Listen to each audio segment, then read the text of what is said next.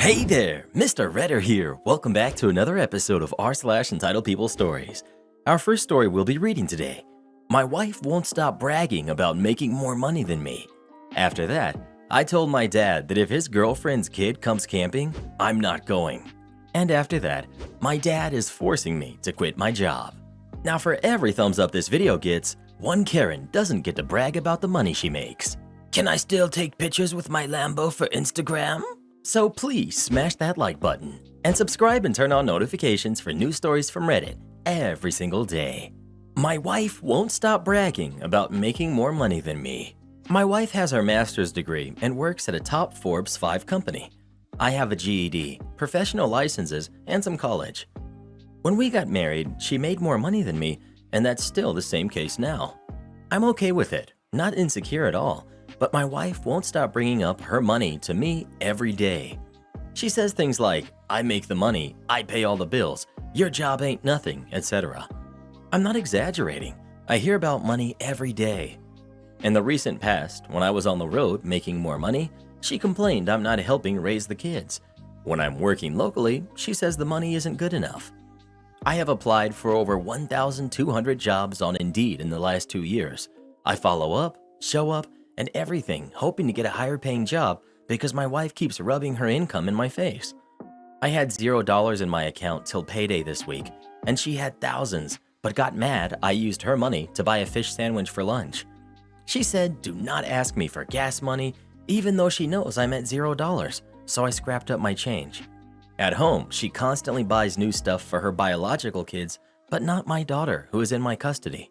My wife says, that's not my biological daughter. Tell her mom to buy her stuff.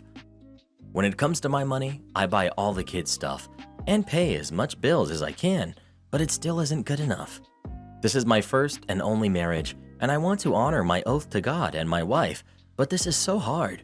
She literally looks at me like nothing, and I'm trying my hardest to make more money. We are not struggling. She makes way more than what the bills are, but hates that I can't afford to pay half sometimes or all of them for her. What do I do? I'm tired of her bashing me to her parents, brothers, friends, and even my own family.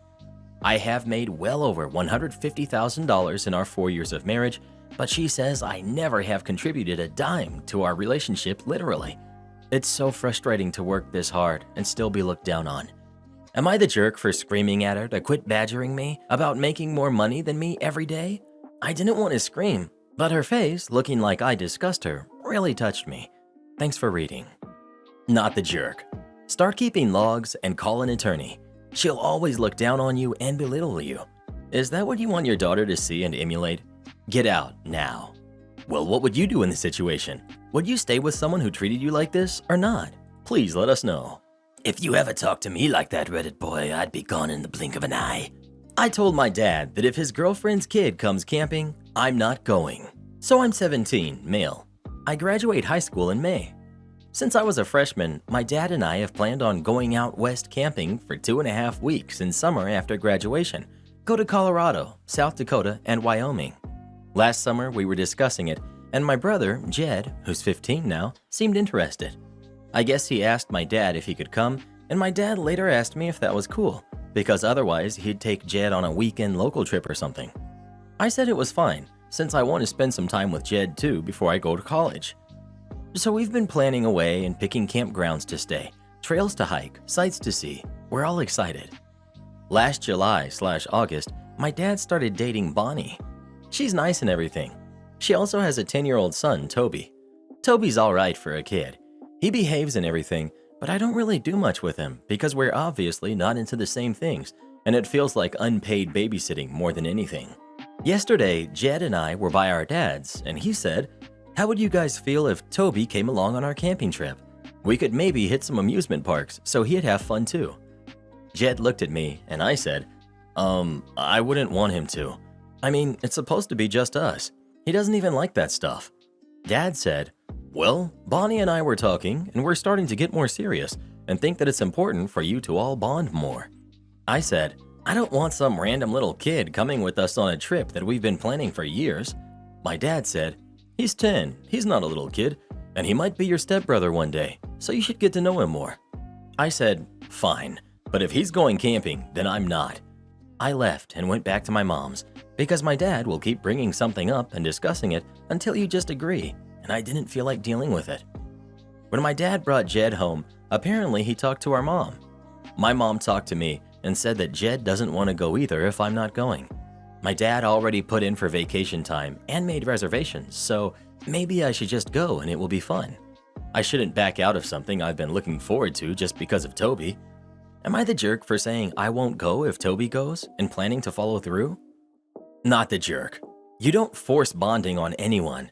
This was supposed to be your special time with your brother and dad camping, and now he's expecting you to change the plans by going to amusement parks to accommodate Toby?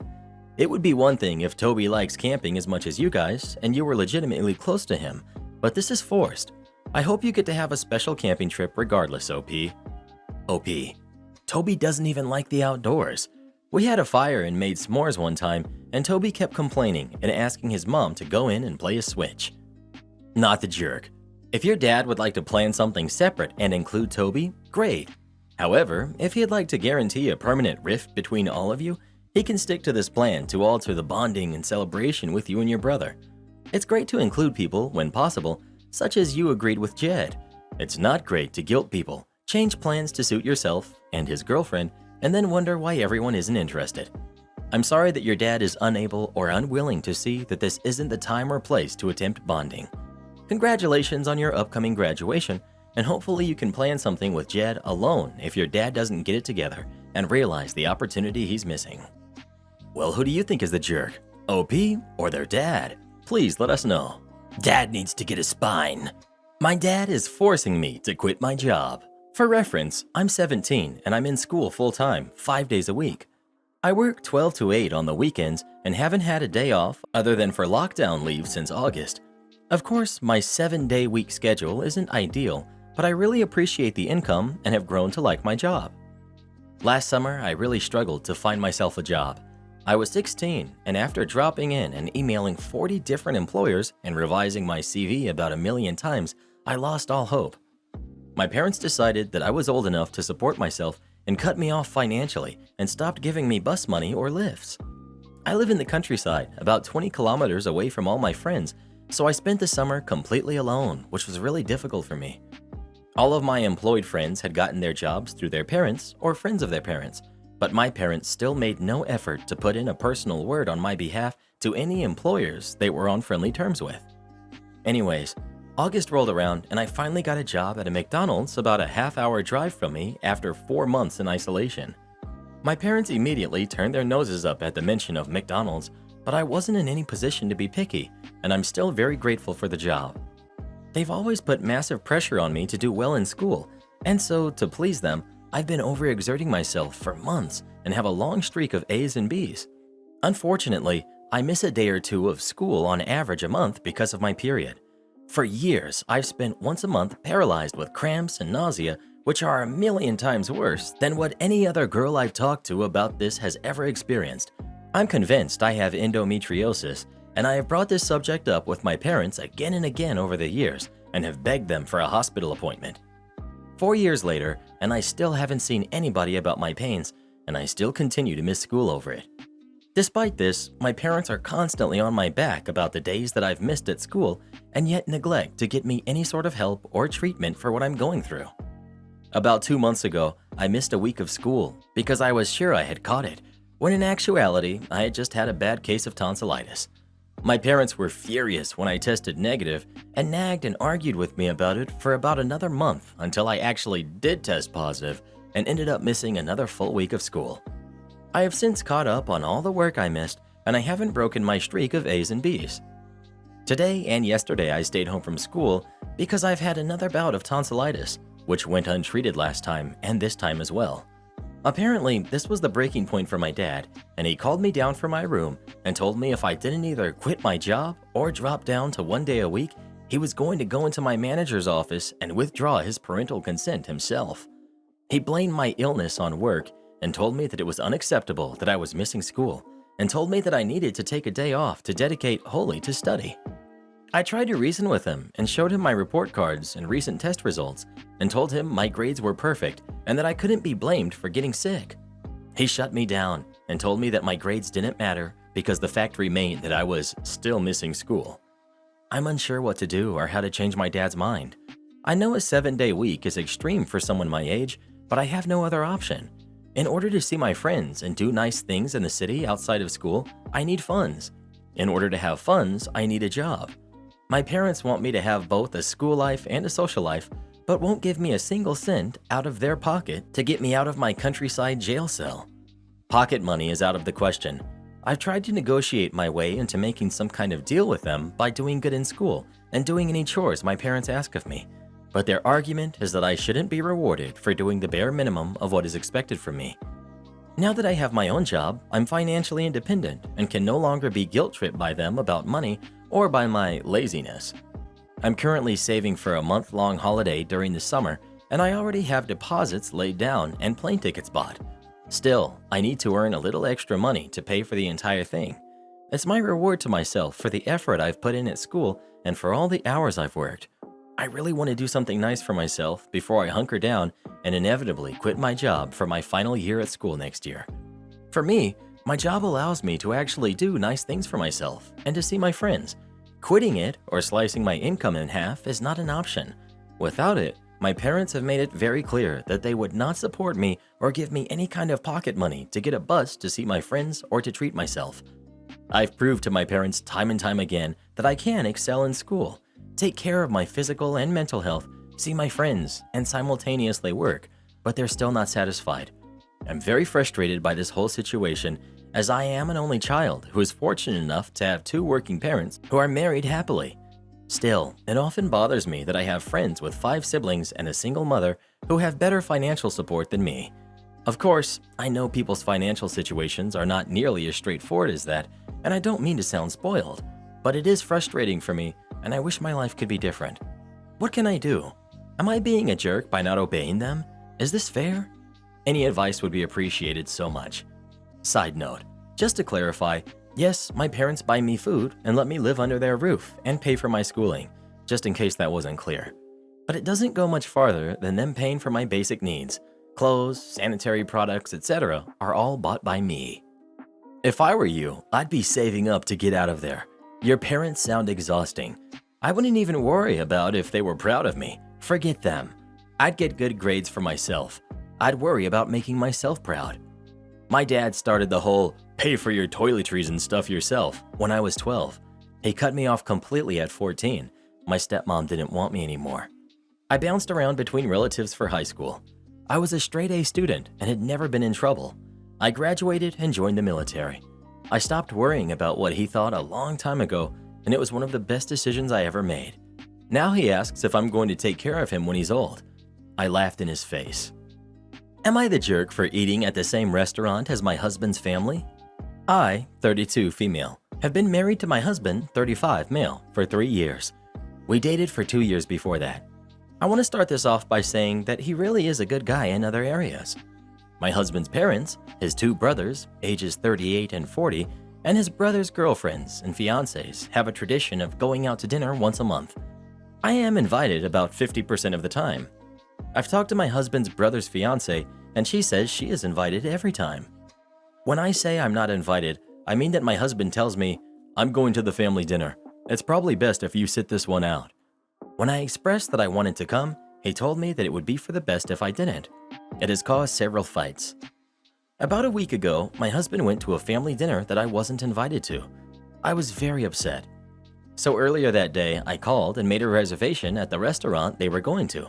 My husband left the house, not knowing about my reservations, and I left 15 minutes after him. I ended up seated at a table where I couldn't see his family, so I got up as if I was going to the bathroom and walked right past them. They were all there, including his brother's significant others. So husband looked completely shocked and asked me what I was doing there. I told him that I had just been dying for a steak, so I came and got one at the restaurant. My mother-in-law said it was very rude of me to interrupt their family dinner. I pointed out that I wasn't trying to join them, I was just going to the bathroom. I told them to have a good meal and I left. I went and finished my steak by myself. My husband was really upset when he came home, and he told me that he couldn't believe how much of a jerk I had been. I said that he was a jerk for not inviting me to his dinners when his brother's significant others got to go. My husband said that the decision to invite was between him and his family, and I should respect that. Anyway, with the way the word jerk was thrown around, it made me think of this sub, so I wanted to ask if I am the jerk. Am I? Not the jerk. Honestly, I would divorce, straight to divorce. Your husband's behavior is past the point of no return. Why put up with this? Such disrespect. Ask husband why he excludes you, because this comes from him. I would probably divorce him, but at the very least, never attend another one of his family's events. Always plan something fun for yourself. This is so belittling. Please update and best of luck. I feel you would be much happier without him. Am I the jerk for charging parents who brought their kids to our child-free wedding and kicking the rowdy kids out? This happened a few months ago, but it was recently brought up again. My husband and I made it clear to guests that our wedding was child-free. I mean, I have a cousin with 8 kids, and a lot of our family and friends have 2 to 3 kids. The kids are generally good, so the main issue was cost. Our venue charges age 2 and up the same as adults, which is $250 per person, including tax and tip. It would double the cost, and our venue wasn't big enough for all of the kids. We wrote this on the website and clarified with anyone who asked, and everyone asked. We got a lot of grief over this, so we felt a fair compromise was to 1. Extend the dinner the night before to include kids, and the restaurant was very nice about having close to 100 kids. 2. Hire 5 babysitters for 25 to 30 kids on the wedding night for locals who couldn't find a babysitter last minute, and for guests who traveled with their kids. My in-laws offered their home less than 30 minutes away to host all of the kids. On the wedding day, 3 couples showed up with their kids, a total of 9 kids, 2 plus 3 plus 4. My husband was more upset than I was because these folks were on his side. Groomsmen offered to drive the kids to the house, but they refused and made a scene. My husband was called to handle it, and he said fine, as long as A, they don't cause trouble, and B, the parents pay the price for them. They can stay. The staff even quickly threw together a kids' table. I saw that unfolding and avoided it, and went about the day since it was a beautiful day and so much was happening. When the ceremony started, one kid started wailing and another skipped down the aisle in front of me. I played it cool, and the staff was on top of it. They escorted the mom and the 2 kids outside. The rest of the ceremony went smoothly. During the reception, the same 2 kids were screaming and throwing food. Other guests and staff were trying to get them to sit. At one point, one of them ran under me and I almost tripped. My bridesmaids pointed out that the food they threw got on my dress, and that's when I had enough. I gave my husband the look, and he rounded them up, brought them to their parents, and asked them to leave for good. After the event, and this is where we might be the jerks, we sent a bill to the 3 couples with a letter saying we had a lovely time with them and reminding they agreed to pay for their kids. 2 couples paid and were apologetic and even said now they understood why we couldn't include their kids. Of course, the couple with the 2 rowdy kids refused to pay because we asked them to leave before cake. Seriously.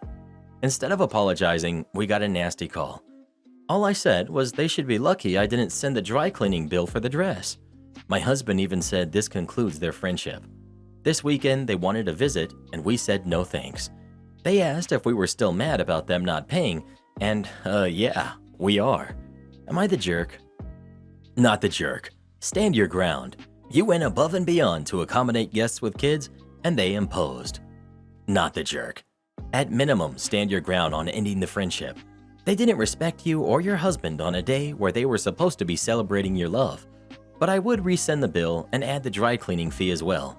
You will never get it, and it's not like the friendship is salvageable anyhow. Not the jerk. It was pretty clear what the restrictions were, and they proved the point on why you had those restrictions in place. Your husband is also right. If friends willfully do something like that and refuse to square up after the fact, that sounds like they were not very good friends at all. It's on them to smooth it over. Threaten to cancel your account? No problem, buddy. It's already done. A couple years ago, I used to work at a call center for a popular company by the name of Netflix. I'm only name dropping because nobody works at that center anymore due to the fact they laid everyone off who didn't want to move to another state. You would not believe the amount of stupidity I would have to deal with, unless you've worked at a call center, that is, on a day-to-day basis. Questions could range from, "So, when do you guys install the Netflix?" to, "Can't you just make an account for me?" With my personal favorite being, "What's this email you're talking about? I only have Gmail." And the worst being, "How could you take money out of my account? Now I can't feed my kids." Anyways, dealing with these customers and having the entire site closed down eventually takes its toll, and near the end, I had little empathy for customers who were rude to me. There was one thing I loved about working there, however. We never had to try to keep customers or upsell them anything. And as long as we did the job correctly, our team leads would almost always back us up if a call was escalated. Then Netflix had its price hike and wasn't able to stream on older devices anymore due to technical issues. You could not imagine the amount of people calling to threaten to cancel because they believed we had the power to individually accompany their needs and wants. Cue malicious compliance. I had this particularly nasty lady whose account was on hold due to lack of payment. She initially called because she was outraged she would have to pay $2 extra in 3 months when the price hike took effect. Once I informed her that she couldn't stream anyways due to a lack of payment, she yells, "What if I just go ahead and cancel my account then, huh?" And like everybody else who threatens this, they severely overestimate my ability to care. She had already stated that she wanted to cancel the account, and that was all permission I needed to close it. So after her threat, I tell her, "There's no need, ma'am. I've already taken care of it for you," in my cheery call center voice that I only reserve for kids and irate customers. She explodes at me and demands my supervisor. Now, like most call centers, all our calls are recorded and our supervisors can go back and listen to any call. Since she had stated she had wanted to cancel, albeit a little sarcastically, I was in the clear. Turns out she really didn't want to cancel, but since her account was officially closed, she would not only need to pay the original amount to restart it, but the new price hike as well, since the system recognized it as a new account, whereas old accounts were slowly being price changed. Would I be the jerk if I tell my coworker I'm not one of her soldiers? So, I have a coworker that I believe dislikes me. Let's call her B, 43 female. B is ex-Army, and I, 25 female, am ex-Navy, but B doesn't know this. She thinks she is the only former service member at our small company and talks about it constantly, how the military changed her and how no one else could possibly understand. B and I got hired on the exact same day about 6 months ago and have similar positions. Mine is a bit more dynamic and hers is a bit more focused. The entire company is working from home, so we have weekly team meetings and company meetings. In these meetings, B has made a habit of privately messaging me on Zoom and basically telling me what to do or what I should be doing. At first, I brushed it off and just kind of responded with, "I'll take that into consideration." Well, now it's become a habit. Every meeting, I receive multiple PMs from her about how I should be better at doing my job, despite my bosses and other coworkers being pleased with my work. Her comments come off as really bossy, and I'm done with it. I don't want to complain to my manager, because it seems like a stupid little thing, but I do want it to stop. Recently, B has been getting more and more passive-aggressive with me, rolling her eyes when I talk, smirking when someone asks me a question, not giving me credit when I help her work on a project, and so on. I'm really getting the sense she hates me, and I don't understand why. I attempted to get to know her better and asked her about her interests and tried to talk about that, but it didn't seem to do much. Recently, I invited her to a virtual happy hour for us to get to know each other better, and she never responded, but responded to multiple team channels that I'm in as well. I'm really getting fed up.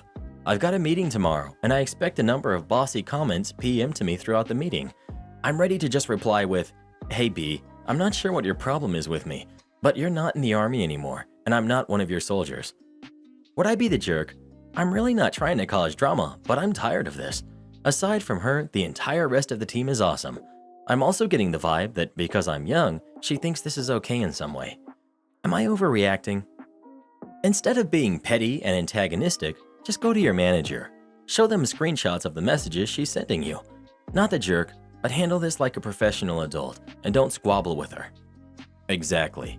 Her intent is to either have you roll over to her perceived authority or push you into a confrontation where she can paint you as overly emotional and immature. Don't let her create some schoolyard dynamic. Be the bigger person and inform the appropriate people of her behavior. Not the jerk, but handle it the right way. If you confront her directly, it will be what she wants. It will escalate anyway, but happen on her terms. Yeah, OP isn't overreacting, but is wrong to think this is petty to go to a manager with. This is exactly how to handle the situation. That manager can either take it up with B, or if B has a manager, handle it laterally that way. It's much, much better than to be snarky with a person. They need to be redirected by someone in authority and understand they aren't in the position they think they are. Stuff like this comes up on advice blogs like Ask a Manager all the time. Tale as old as time. An experienced manager should know how to handle it. A very embarrassed lady. So, some years ago, I was doing a summer job, working for my mom as her secretary. She's a doctor. I never looked like my mom, and nobody knew I was her daughter. Patients just thought I was some intern or student. During all summer, this mean old lady came to the office almost every 2 weeks, not to see the doctors each time, but to sort of hang out in the secretary's office and chat, or ask for test results or whatever, but mainly to spend time and complain about everything. The usual secretary often indulges her because she's a regular, but she was on her holiday, and I was the only one she could talk to. And talk she did. She was mean against everything. She was a hypocrite, and above all, like I said, just plain mean. I always put up a facade with her, polite and smiling, and she seemed to love to teach life to a youngster like me. One day, she decided to talk very badly about her doctor, my mom. She thought I was new and didn't know my boss very well and was bolder than usual. She said all sorts of horrible things about her, trying to spread rumors about her carelessness or bad practice. Then she asked me a medical question about her test results. Sweetly, I asked her if she wants me to call the doctor to ask the question since I'm not allowed to look at her file. Her, "Oh no, don't bother. The doctor never answers her phone. She just doesn't care." Me, "Mrs. D, your well-being is important. You should have the answer you're looking for. Let me try. If she sees her secretary number on the phone, maybe she'll answer." So I picked up the phone and called her. When she responded, because she always responds or calls back, I looked the lady in the eyes with my biggest smile and I said, "Hi, Mom. I just had a long and interesting conversation with Mrs. D. She has some questions. Could you talk to her?" The face of this old jerk when she realized she talked crap about the doctor in front of her daughter was priceless, and my favorite memory of this summer.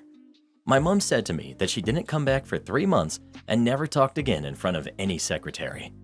Karen's sister demands to live with me. My sister, 22, married her boyfriend, 24, of 5 months a year ago. He doesn't have a romantic bone in his body and is a dense football player type. I asked my sister before she got married if she was sure about this, as they hadn't known each other very long, and I really wanted her to go to college. She had a family member offer to pay off her complete schooling. I offered to buy her a laptop and help with a car if she went to school. I thought her boyfriend was kind of meh, and told her on many occasions so. But she chose her boyfriend and wanted to get away from our parents, which I understood, and I did too, but by going to college. 6 weeks after getting married, she got pregnant. She didn't know it could happen that fast. I blame our parents and Christian education. She was thrilled though, and I tried to be happy for her. I worried for her financially and support her emotionally throughout the process.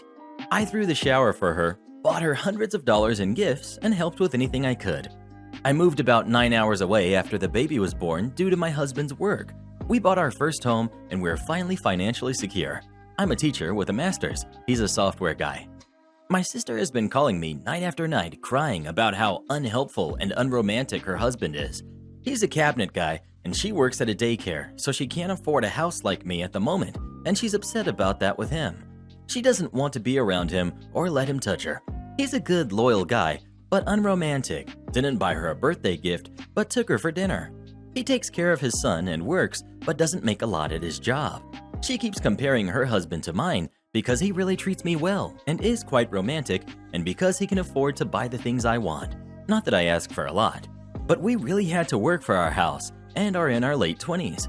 I've offered to pay for marriage counseling and personal counseling, as I feel like she may have some post-birth depression. She says because of the baby, she feels trapped. I told her that if things got bad, she could stay with me. Because she doesn't have a car, I'd have to do the 18-hour round trip with her. After I said that, she said she wanted to come for 2 weeks to scare her husband into doing better. Like, to me, that's childish, and I said no. My house is for if you are done. She got upset and said I'm not being here for her. But like, I'm not going to expel my time and energy to teach her husband a lesson. She called me back and said she's putting her husband on a 30-day trial and will live with me if he doesn't change. I just don't see what's so wrong with him. She's told me everything, and I'm just not wanting her to live with me now. I have 4 cats who are my babies, and she hates cats, and I feel like she's being childish, and I don't want to be a part of her game and waste my time. My mother thinks she's entitled to child support forever. For context, I'm a 25-year-old female, have moved out from my mother's place a year ago to live with my boyfriend. I live in another country even. I have 2 younger brothers who are 23 and 21 years old. My mother just recently called me and informed me that my father had sent her a document and signed letter saying he would be cutting off child support completely very soon. She was absolutely outraged by it and told me that he probably did it rubbing his hands and laughing about it. As usual, she's acting like she's the poor victim and things are being done against her with malicious intent, and it upsets me. She has always been this way. Nothing is ever her fault. So I did tell her, "Mom, you're not the victim here. Child support is, like its name implies, to support the kids." "But it's all the income I have." "That's your problem, with only you to blame for." She did not like that response, of course. I've told my mother to get a darn job for years. Not so long ago, she was leeching off of my salary. Then she kept whining to me about her money issues when I moved out in hopes that I would be giving her money. "I don't know what I'm gonna do," she'd say. And, "I know, get a job," was usually my reply. She's the laziest person I know. All day, every day, she sits on her butt and browses the internet. That's all she does. My brother and I would bring her job opportunities on a platter. She always found an excuse not to take it. It's only now that my father is actually going to stop paying child support that she's actively looking for a real job. Why? Because until now, she was comfortable resting on that. But what really drove me nuts is when she said, "He's asking for all of your situations. Maybe since your brother is disabled, he'll keep paying for him, and I can probably get him to keep paying for the others as well, since he's struggling to find work. But he will cut yours off for sure, knowing what a jerk he is." So 1. Way to use my blind brother as a money cow. 2. What the heck do you mean, knowing what a jerk he is? I'm 25 and I don't live with you anymore. There's 0 reasons why you should keep getting child support for me. In fact, since we're all adults, you shouldn't be getting any more child support at all. You shouldn't have for the past 3 years. Did you seriously think you could just demand child support forever and live the rest of your life getting free money instead of working for it like everyone else? What the actual heck? Huge shout out to our newest official channel member, Jen. Thank you so much for supporting the channel. It really means the world to Reddit Boy and I. Support our channel by joining as a member today, and we'll give you a shout out in our next video. Or come watch this video next. You won't believe what Karen does in that one.